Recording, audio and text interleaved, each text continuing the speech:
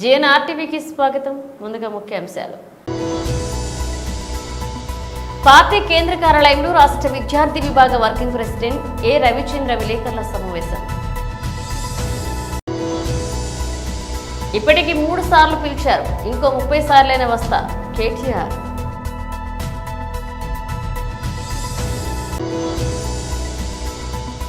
త్వరలో జనాభా లెక్కల సేకరణ, కేంద్రం నోటిఫికేషన్.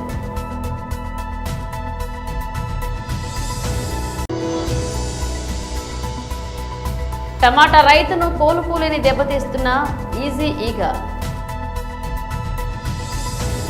పార్టీ కేంద్ర కార్యాలయంలో రాష్ట్ర విద్యార్థి విభాగ వర్కింగ్ ప్రెసిడెంట్ ఏ రవిచంద్ర విలేకరుల సమావేశాన్ని నిర్వహించారు. కాలేజీ యాజమాన్యాలు ఏం చెప్తున్నాయి? మేము కాలేజీ నిర్వహణ చాలా అత్యంత భారంగా తయారైంది, మాకు మీరు ఫీజులు ప్రభుత్వం ఇవ్వడం లేదు, ముందు మీరు ఫీజులు చెల్లించండి, ప్రభుత్వం ఫీజు చెల్లించాక మీ ఖాతాలో మేము తిరిగి విడుదల చేస్తాము, మీకు ఇచ్చేస్తామని కాలేజీ యాజమాన్యాలు విద్యార్థులను ఒత్తిడి చేస్తా ఉన్నాయి. ముఖ్యంగా హాల్ టికెట్లు ఇచ్చే విషయంలో, ఆ తర్వాత కాలేజీ పరీక్షలకు హాజరు చేయించే విషయంలో కాలేజీ యాజమాన్యాలు విద్యార్థులను ఒత్తిడి చేస్తున్నాయి. తల్లిదండ్రులు పిలిపించుకొని అంగీకార పత్రాలు, అండర్టేక్ లెటర్లు వాళ్ళ దగ్గర నుంచి తీసుకొని పలానా సమయంలో మీ ఫీజు ఖచ్చితంగా చెల్లిస్తామని ఒక అంగీకార పత్రాలు తీసుకున్న తర్వాత పరీక్షలకు హాజరు చేయిస్తున్నాయి. అది కూడా ఇప్పుడు పరీక్ష 9 గంటలకు ప్రారంభమైతే 9:30కి 9:10 గంటలకి కాలేజీ ఎగ్జామినేషన్ సెంటర్లోకి యాజమాన్యాలు విద్యార్థుల్ని పంపిస్తున్నారు. పిల్లలు చాలా మానసిక ఆందోళనతో ఈరోజు పరీక్షలకి ప్రిపేర్ కాలేక ఎగ్జామ్ సరిగ్గా రాయలేని పిల్లలు ఈ రాష్ట్రంలో లక్షల మంది పిల్లలు ఉన్నారంటే, ఈ రాష్ట్రంలో విద్యారంగ పరిస్థితి, విద్యారంగం మీద ప్రభుత్వం ఎంత ఎఫర్ట్ పెట్టిందో, ఎంత దౌర్భాగ్యకరంగా ఉందో ఈ ప్రభుత్వం మనకు అర్థమవుతా ఉంది. మీరు ఫీజు బకాయిలు గతంలో చాలా క్లియర్గా గత జగన్మోహన్ రెడ్డి గారు ఇచ్చిన డేటా ప్రకారం, జగన్మోహన్ రెడ్డి గారి పరిపాలన ఇచ్చిన డేటా ప్రకారం ఏ క్వార్టర్ ఫీజు ఎప్పుడు చెల్లించామో చాలా క్లియర్గా వివరాలతో సహా పత్రికల్లో ప్రకటించాం. మా వైఎస్ఆర్సీపీ ప్రభుత్వ హయాంలో, మీ ప్రభుత్వం వచ్చిన సంవత్సర కాలంలో మీరు ఎంత ఫీజు మీరు చెప్పారు, మేము 2 క్వార్టర్ల ఫీజులు ఇచ్చామని చెప్పారు. మీరు 2 క్వార్టర్ల ఫీజులో కూడా 1 క్వార్టర్ పూర్తిగా ఇచ్చి 1 క్వార్టర్ సగం మాత్రమే ఇచ్చి మిగతా 300 కోట్ల రూపాయలు ఏం చేశారు? పిల్లల కాలేజీ యాజమాన్యాల ఖాతాలో ఎందుకు రాలేదు 300 కోట్లు? అంటే మీరు సంవత్సర కాలంలో ఇచ్చింది ఎంత అంటే 1.5 క్వార్టర్ ఫీజు మాత్రమే. అంటే మిగతా ఫీజు 6,400 కోట్ల రూపాయలు మీరు ఎందుకు విడుదల చేయడం లేదు?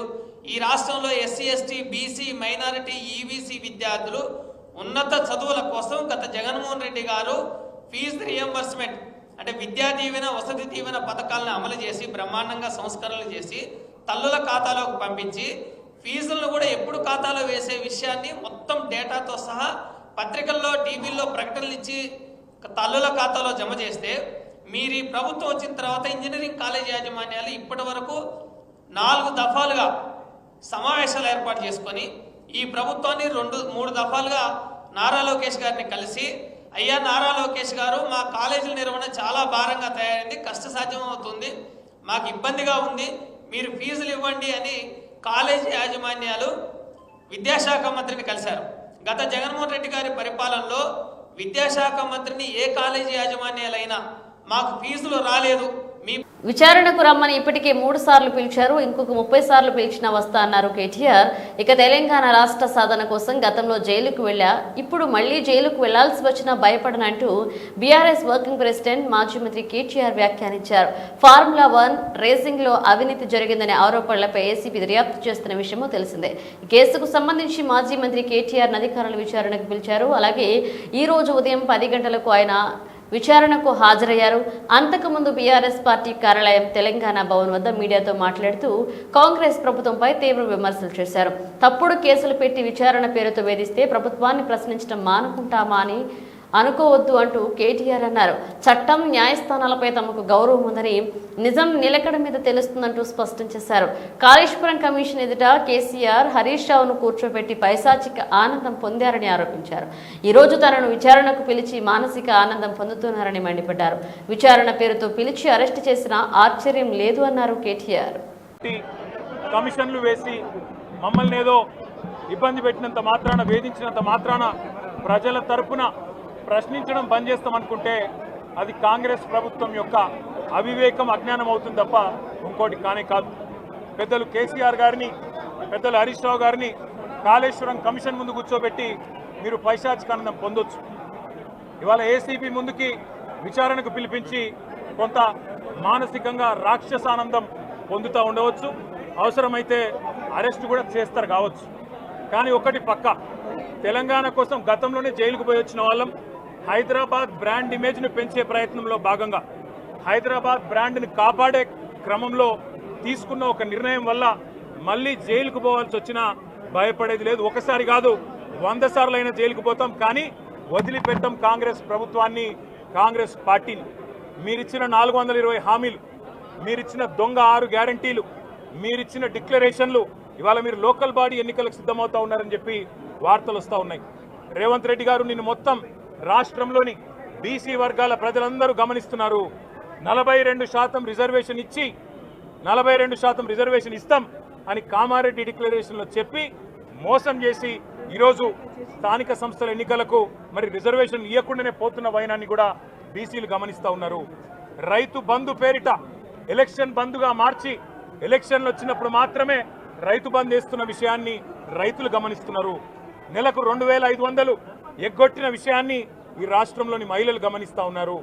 2 లక్షల ఉద్యోగాలని చెప్పి నువ్వు చేసిన మోసాన్ని ఈరోజు రాష్ట్రంలోని యువత గమనించింది. కాబట్టే నీ దగ్గర చెప్పుకోవడానికి సమాధానం లేదు, చెప్పుకునేందుకు ఏమీ లేదు. కాబట్టి ఏం చేయాలి, నువ్వు ఏదో ఒక డైవర్షన్ మీద ఏదో ఒక రకంగా ఒక కమిషన్ అని, ఎంక్వైరీ అని, ఏదో జరిగిందని, ఇదిగో పులి అంటే అదిగో తోక అని, నువ్వేమో దున్నపోతు తినిందనగానే నీకు తయారుగా నీ జోడీదారు బీజేపీ రెడీగా ఉన్నాడు. నువ్వు దున్నపోతు తినిందనగానే వాడు దుడ్డని కట్టేయని వాడికి వస్తాడు. మీ ఇద్దరి దొంగ భాగోతం, మీ ఇద్దరి దొంగ నాటకాలు తెలంగాణ ప్రజలకు అర్థమైనాయి. మేము మాత్రం వాళ్ళ పెడితే గిడితే ఒక వ్యక్తినో 2 వ్యక్తులను జైల్లో పెడతాం, కానీ లక్షలాది మంది కేసీఆర్ సైనికులను టచ్ చేసే ధైర్యం నీకు లేదు. తెలంగాణ ప్రజలకు రక్షణ కవచంలాగా ఆనాడు ఉన్నది టీఆర్ఎస్ఏ, ఈరోజు ఉండేది బీఆర్ఎస్ఏ, రేపటికి కూడా స్వీయ రాజకీయ అస్తిత్వమే శ్రీరామ రక్ష అనే విధంగా ముందుకు పోతాం. నువ్వు ఒక్కసారి కాదు 100 సార్లు పిలిచినా వస్తా, 100 సార్లు నిజమే చెప్తా. నువ్వు లై డిటెక్టర్ పరీక్షకు నీకు దమ్ముంటే నువ్వు మగాడివైతే రా, రాష్ట్ర ప్రజలందరూ చూస్తుండగా లై డిటెక్టర్ కూడా రెడీ. నువ్వు ఒక కేసు కాదు ఇంకో 1000 కేసులు పెట్టినా మేము ప్రశ్నించడం బంద్ చేయం, కొట్లాడడం బంద్ చేయం, తెలంగాణ ప్రజల తరపున నిలదీయడం బంద్ చేయం. నువ్వు వేధింపులతో కేసులతో ఏదో సాధిస్తాననుకుంటే నువ్వు సాధించేదేమీ లేదు. అన్నిటికీ తెగించే కొట్లాటకు ముందుకొచ్చినాం, తప్పకుండా అన్ని ఎదుర్కొంటామని చెప్పి. దేశవ్యాప్తంగా 16వ జనాభా గణనకు సంబంధించి కేంద్ర హోంశాఖ ఈరోజు గెజిట్ నోటిఫికేషన్ విడుదల చేసింది. దేశానికి స్వాతంత్ర్యం వచ్చిన తర్వాత ఇది 8వ జనగణన కావడం గమనార్హం. ఈ కార్యక్రమాన్ని 2 దశల్లో డిజిటల్ గా నిర్వహించి 2027 మార్చి 1 నాటికి పూర్తి చేయాలని ప్రభుత్వం లక్ష్యంగా పెట్టుకుంది. జనగణనలో భాగంగా తొలిసారి కులాల వారీగా కూడా గణాంకాలను సేకరించనున్నారు. ఈ సమగ్ర ప్రక్రియను విజయవంతంగా నిర్వహించేందుకు దేశవ్యాప్తంగా సుమారు 34 లక్షల మంది గణకులు, సూపర్వైజర్లు క్షేత్రస్థాయిలో పనిచేయనున్నారు. వీరికి సహాయంగా మరొక 1.34 లక్షల మంది ఇతర సిబ్బంది కూడా ఈ విధుల్లో పాల్పంచుకున్నారు. జనాభా లెక్కల సేకరణ ప్రక్రియ ఈసారి పూర్తిగా డిజిటల్ రూపంలో జరగనుంది. గణన సిబ్బంది టాబ్లెట్ పరికరాల ద్వారా వివరాలను నమోదు చేస్తారు. అంతేకాకుండా ప్రజలు తమ వివరాలను తామే సొంతంగా నమోదు చేసుకునేందుకు ప్రభుత్వం వీలు కల్పించనుంది. ఇందుకోసం ప్రత్యేక పోర్టళ్లు, మొబైల్ యాప్లను అందుబాటులోకి తీసుకురానుంది. సేకరించిన సమాచారం యొక్క భద్రతకు అత్యంత ప్రాధాన్యత ఇస్తున్నట్లుగా కేంద్ర హోం మంత్రిత్వ శాఖ స్పష్టం చేసింది. డేటా సేకరణ, బదిలీ మరియు నిల్వ ప్రక్రియలను అత్యంత కట్టుదిట్టమైన భద్రతా ప్రమాణాలతో నిర్వహిస్తామని తెలియజేసింది. చిత్తూరు జిల్లా టమాటా రైతులు ప్రస్తుతం తీవ్ర సంక్షోభాన్ని ఎదుర్కొంటున్నారు. ఇప్పటికే పండించిన పంటకు సరైన ధర దొరక్క అల్లాడుతుంటే ఇప్పుడు ఈజీ ఈగ రూపంతో మరొక పెనుముప్పు వారిని చుట్టుముట్టింది. ఈ ఈగ దాడి వల్ల టమాటా నాణ్యత దారుణంగా పడిపోవడంతో రైతులు తీవ్ర ఆందోళన చెందుతున్నారు. కొనుగోలుదారులు కూడా ముందుకు రాకపోవడంతో వారి పరిస్థితి మరింత దయనీయంగా మారింది. వివరాల్లోకి వెళితే ప్రస్తుత సీజన్ చిత్తూరు జిల్లా వ్యాప్తంగా రైతులు పెద్ద ఎత్తున టమాటో పంటను సాగు చేశారు. దిగుబడి కూడా ఆశించిన స్థాయిలోనే వచ్చింది. అయితే ఊజీ ఈగ ప్రభావంతో పంట నాణ్యత పూర్తిగా దెబ్బతింది. ఈగ సోకిన కాయలు రూపు కోల్పోయి త్వరగా కొల్లిపోతున్నాయి. దీంతో మార్కెట్లో వాటిని ఏమాత్రం డిమాండ్ లేకుండా పోయింది. మంచి దిగుబడి కళ్ల ముందు ఉన్నప్పటికీ అది చూసి చేతికి అందే పరిస్థితి లేకపోవడంతో అన్నదాతలు లబోదిపోమంటున్నారు. ధరల విషయంలో ఇప్పటికే తీవ్ర నిరాశతో ఉన్న రైతులకు ఈ ఊజీ ఈగ సమస్య మరింత భారంగా మారింది. మార్కెట్కు తీసుకువెళ్లినా నాణ్యత లేని టమాటాలను కొనేందుకు వ్యాపారులు నిరాకరిస్తున్నారు. తప్పని పరిస్థితుల్లో రైతులు తమ పంటలో నాణ్యంగా ఉన్న కొద్దిపాటి చిన్నపాటి కాయలను మాత్రమే ఏరవేసి అమ్ముకోవాల్సి వస్తుంది.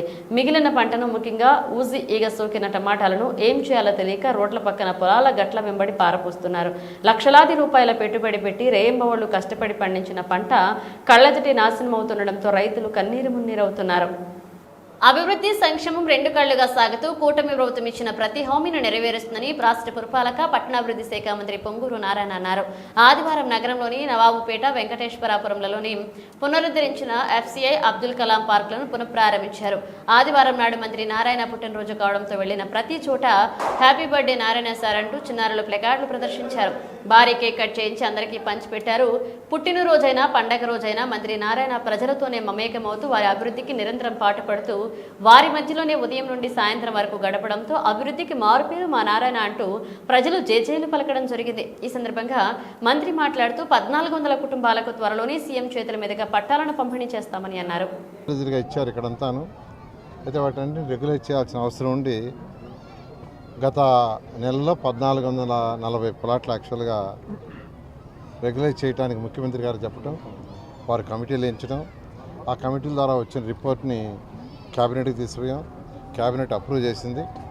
పట్టాలు వాడు చేతికి ఇవ్వటం రెడీ చేస్తున్నారు. అయితే ముఖ్యమంత్రి గారి చేతుల మీద ఇప్పించాలనే ఉద్దేశంతో నేను ముఖ్యమంత్రి గారిని రిక్వెస్ట్ చేశాను, ఈ నెలాఖరు లోపల రమ్మని. వారు వస్తామన్నారు. వారు రాగానే వాళ్ళ చేతుల మీదే యాక్చువల్గా ఇక్కడే పట్టాలు ఇచ్చే కార్యక్రమం చేస్తాం. కాబట్టి ఎవరైతే భగత్ సింగ్ కాలనీలో దాదాపు 20 ఏళ్ల నుంచి ఇబ్బందులు పడుతున్నారో వాళ్ళ ఇబ్బందులన్నీ తీర్చడం జరుగుతుందని తెలియజేస్తూ, ఇక్కడ ఒక మంచి పార్క్ కడతాం, స్థలం చూడమంటే ఈ యొక్క స్థలాన్ని చూశారు. పార్కుని చాలా చక్కగా అధికారులు, అటు కమిషనర్ కావచ్చు, ఇంజనీరింగ్ డిపార్ట్మెంట్ కావచ్చు, ఎవరైతే కాంట్రాక్ట్ చాలా చక్కగా చేశారు. చాలా హ్యాపీగా ఉంది. ఆ పిల్లలు చూడండి ఎలా రచ్చ చేసుకుంటూ ఆడుకుంటున్నారు, పక్కన ఆడుకుంటున్నారు. చాలా హ్యాపీగా, చాలా ఆనందంగా ఉంది. ఇక్కడ ఒక స్పోర్ట్స్ కాంప్లెక్స్ కూడా 5 ఎకరాల స్థలం అలాట్ చేసింది. అజీజ్ ఉన్నప్పుడు అది 2014-19 యాక్చువల్గా ఒక 5 ఎకరాల స్థలం చేస్తుంది. దాన్ని కూడా ఒక మంచి స్పోర్ట్స్ క్లాస్ ఇక్కడ యువతకి, యువత యొక్క డెవలప్మెంట్ ఇంపార్టెంట్. ఈరోజు యువ నాయకుడు లోకేష్ కానీ, ముఖ్యమంత్రి గారు కానీ యువత భవిష్యత్తు గురించి ఎక్కువ ఆలోచిస్తున్నారు. వాళ్ళ అడ్డదారులు బాగూడదు, వాళ్ళు రైట్ ట్రాక్లో ఉండాలి అంటే వాళ్ళకి అదర్ యాక్టివిటీస్ కూడా ఉండాలి. అదర్ యాక్టివిటీస్ అంటే స్పోర్ట్స్ కావచ్చు, ఇలాంటి జిమ్ ఎక్విప్మెంట్ కావచ్చు. ఆ నేపథ్యంలో 5 ఎకరాలను కూడా, ఏదైతే 5 ఎకరాలు ఉందో, రాబోయే 6 నెలల్లో చక్కటి స్పోర్ట్స్ కాంప్లెక్స్ చేస్తానని 54 డివిజన్ 53 డివిజన్లో ఉన్నాడు అందరికీ తెలియజేస్తున్నాను. అదేవిధంగా 53లో స్థానం లేకపోయినా పాలిటెక్నిక్ కాలేజీ ఉంది. ఈ మధ్య నేను పాలిటెక్నిక్ కాలేజీ వచ్చి అక్కడ చూడటం జరిగింది. ఆ పాలిటెక్నిక్ కాలేజీలో గ్రౌండ్ ఉంది. ఆ గ్రౌండ్ని చక్కగా మంచి ప్లే గ్రౌండ్ చేయమన్నాను. చక్కటి ప్లే గ్రౌండ్, ఒక అంటే క్రికెట్ స్టేడియం కావచ్చు, లేదా బాస్కెట్బాల్, ఫుట్బాల్, టెన్నిస్, అది చక్కగా డిజైన్ చేస్తున్నారు. దాన్ని కూడా మరొక 6 నెలల్లో, నేను అందరినీ ఒకటే రిక్వెస్ట్ చేస్తున్నా, ఖజానా ఖాళీ. గత ప్రభుత్వం 10 లక్షల కోట్లు అప్పు చేసి మన నెత్తిన పెట్టిపోయింది. ఆ అప్పు ఎవరు తీరుస్తున్నా అంటే మనం అందరం తీరుస్తున్నాం. మీరు కట్టే ట్యాక్స్, అందరికి నేను కట్టే ట్యాక్స్, అందరి ట్యాక్స్లో కనీసం ఒక పైసా అయినా నెల ఆ అప్పులకు పోతుంది. సో ఈరోజు ముఖ్యమంత్రి గారు వారికి ఉన్న అపార అనుభవంతో ఆ అప్పులు తీరుస్తూ రాష్ట్రం డెవలప్ కావాలా, ఒక పక్క అభివృద్ధి చేయాలా, రెండో పక్క పేదలు, నిరుపేదలకు సంక్షేమాలు చేయాలా, సూపర్ 6 స్ట్రిక్ట్గా ఇంప్లిమెంట్ చేయాలని ఈరోజు చేస్తున్నారు. అయితే పల్నాడు జిల్లా సత్తెనపల్లి నియోజకవర్గ పరిధిలోని రెంటపాళ్ల గ్రామంలో ఈ నెల 18వ తేదీ వరకు ఉప సర్పంచ్ శివనాగమల్లీశ్వరరావు విగ్రహ ఆవిష్కరణ కార్యక్రమానికి రానున్న మాజీ ముఖ్యమంత్రి వైఎస్ఆర్సీపీ పార్టీ నేత వైఎస్ జగన్మోహన్ రెడ్డి రెంటపాళ్లలో విగ్రహ ఆవిష్కరణ పర్యటనలో భాగంగా గ్రామంలో జరుగుతున్న ఏర్పాట్లను పరిశీలించారు. సత్తెనపల్లి నియోజకవర్గ సమన్వయకర్త డాక్టర్ గజ్జల సుధీర్ భార్గవారెడ్డి, ఎమ్మెల్సీ తలసరి రఘురాం, ఎమ్మెల్సీ లేళ్ల అప్పిరెడ్డి, మాజీ మంత్రులు విడుదల రజని, పేర్ని నాని, నరసరావుపేట మాజీ ఎమ్మెల్యే గోపిరెడ్డి శ్రీనివాసరెడ్డి, గురజాల మాజీ ఎమ్మెల్యే కాసు మహేశ్వరరెడ్డి, ప్రజాప్రతినిధులు, పార్టీ అనుబంధ విభాగాల బాధ్యులు, నాయకులు, కార్యకర్తలు పాల్గొన్నారు. నమస్కారం. ఈ నెల వచ్చే 18వ తారీఖున జగన్మోహన్ రెడ్డి గారు, మాజీ సీఎం గారు రెంటపాలకు రావడం జరుగుతుంది. మనం రెంటపాల ఉప సర్పంచి నాగమల్లేశ్వర కొల్లకొట్ట నాగమల్లేశ్వరరావు సూసైడ్ చేసుకున్న సంవత్సరంగా అతన్ని కుటుంబాన్ని కలవడానికి వస్తున్నారు. ఆ రోజు మా మాజీ సీఎం గారికి రావడానికి వచ్చే దారి ఇక్కడ కార్యక్రమాన్ని చూడటానికి మన డిస్టిక్ నుంచి ఉన్న ఇన్ఛార్జీలు అందరూ కాసు మహేష్ రెడ్డి గారు, గోపిరెడ్డి శ్రీనివాస్ రెడ్డి గారు, విడుదల రజనీ గారు మరియు ఎమ్మెల్సీ తహసీల్ రఘురామ్ గారు, అప్పిరెడ్డి గారు, పేరు నాని గారు మరియు మన నియోజకవర్గ సీనియర్ లీడర్స్ అందరూ రావడం జరిగింది. ఇప్పుడు వచ్చే 18 తారీఖున కార్యక్రమాలకు ఇక్కడ సదుపాయాలన్నీ చూసుకోవడం, దారి రానుపోని దారులు ఎట్లా ఆర్గనైజ్ చేయాలో దాని రూట్ మ్యాపు మరియు ఇక్కడ ఆర్గనైజేషన్ చూసుకోవడం కోసం అందరూ ఇక్కడ వచ్చి సందర్శించడం జరిగింది. ఆ రోజు కార్యక్రమాలకు కొన్ని ఇబ్బందులు ఉన్నాయని చూసి వాటి గురించి ఎట్లా చేయాలి, ఏం చేయాలని చూడటానికి వచ్చారు. ఈరోజు కొంచెం రోడ్డు సన్నగా ఉండటం ఒకటి, చిన్న మళ్ళీ వెనక్కి వెళ్ళటం ఒకటి రోడ్ మ్యాప్లు చూడడం జరుగుతుంది. వాటి గురించి ఈరోజు డిస్కస్ చేయడానికి వచ్చారు. అవన్నీ చూసుకున్నాం. రేపు ప్లాన్ అయిన ఎట్లా చేయాలి ఒకసారి మన ఎస్పీ గారు కలిసి వాళ్ళకి ఇన్ఫర్మేషన్ ఇవ్వాలి, వాళ్ళ పర్మిషన్ కోసం. అది ఈరోజు సాయంత్రం జరుగుతుంది. నేను కోరేది ఒకటే, జగన్మోహన్ రెడ్డి గారు ఇక్కడ ఒక కార్యకర్తకి ఇంత ఇంపార్టెన్స్ ఇచ్చి ఇంత దూరం రావడం జరుగుతుంది. ఆయన మనకి చెప్తూనే ఉన్నారు, ఈసారి రాబోయే 2.0 లోడింగ్ జగన్ అంటే వేరేగా ఉంటుంది, కార్యకర్త ఇంపార్టెన్స్ ఎక్కువ ఉంటుందని. దానికి తగ్గట్టుగా ఆయన యాక్షన్ చేసి చూపిస్తున్నారు. ఇంతకన్నా రుజువు ఉండదు. ఇక్కడ మామూలు రెంటపాలకి ఆయన బిజీ షెడ్యూల్లో ఆయన టైం చేసుకొని రావడం అంటే అది సాధారణ విషయం కాదు. అది ఒకసారి డేట్ పోస్ట్ పోన్ అయినా మళ్ళీ తప్పకుండా రావాలని చెప్పి మళ్ళీ ఆయన డేట్ ఇచ్చి మళ్ళీ రావడం జరుగుతుంది. అది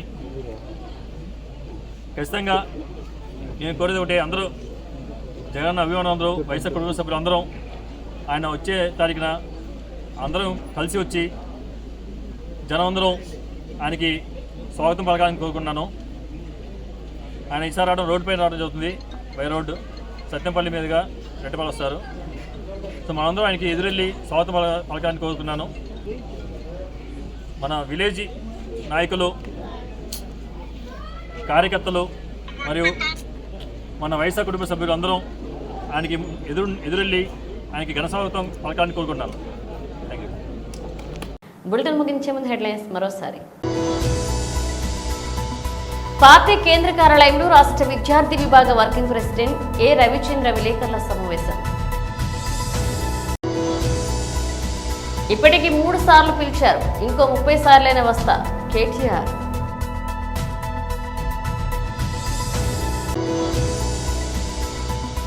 త్వరలో జనాభా లెక్కల సేకరణ, కేంద్రం నోటిఫికేషన్.